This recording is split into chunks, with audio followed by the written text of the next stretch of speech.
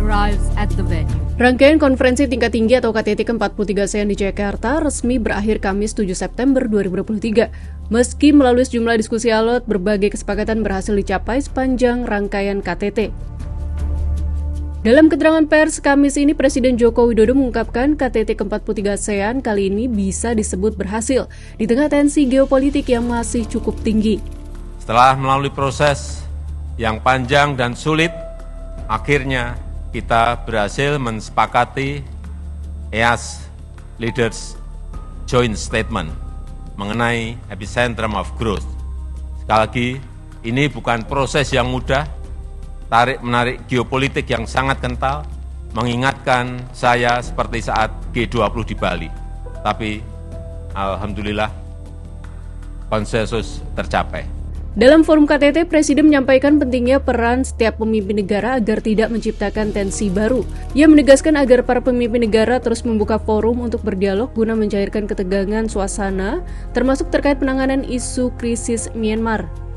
Terkait Myanmar, ASEAN akan terus melanjutkan upaya Indonesia melalui keketuaannya telah menyampaikan 5 langkah ASEAN untuk membantu Myanmar.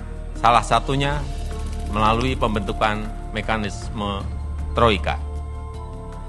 ASEAN akan terus melanjutkan, sepakat untuk terus melanjutkan upayanya, dan kita dalam keketuaan Indonesia telah dilakukan 145 engagement dengan 70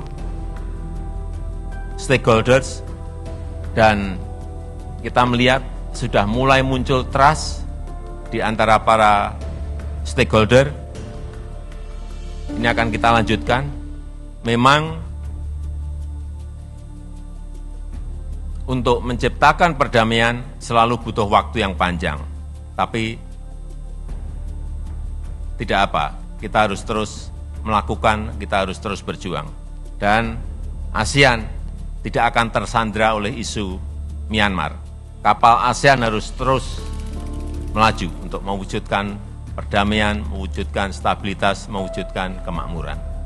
Tak hanya membahas isu kemanusiaan dan juga stabilitas keamanan, rangkaian KTT ke-43 ASEAN kali ini pun menghasilkan beberapa kesepakatan di bidang ekonomi hingga ketenaga kerjaan untuk membangun perekonomian di kawasan ASEAN. Most of them responded to the need of the people. Misalnya mengenai masalah proteksi migrant workers, kemudian proteksi APK, membuat jejaring desa, kemudian One Health Initiative.